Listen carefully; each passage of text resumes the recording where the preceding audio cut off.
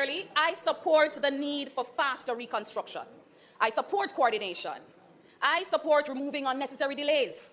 And I say that as a Member of Parliament who, within weeks of Hurricane Melissa, was approached by an international donor agency, prepared to assist South St. James in a meaningful way. They wanted to build 25 homes at their own expense. They proposed water sourcing solutions and electricity build-out support for affected communities. I took that proposal through the system, engaging permanent secretaries, ministers, heads of ODPEM. I even enlisted the help of the leader of the opposition to try to get it to move.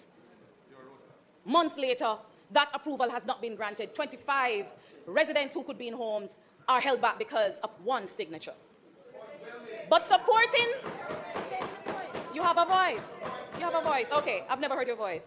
But supporting speed does not mean accepting the diagnosis without question. Because we are being told that procurement is the problem. That procurement is what is holding back recovery. From where I stand, that is a challenge, but not the biggest challenge we are experiencing in the gap between disaster and relief. When the government wanted Starlink devices, they came into the country quickly, no procurement issue there.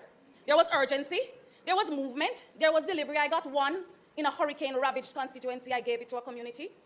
And today, those same devices are the subject of review by the Auditor General, with questions being raised about documentation and proper accounting.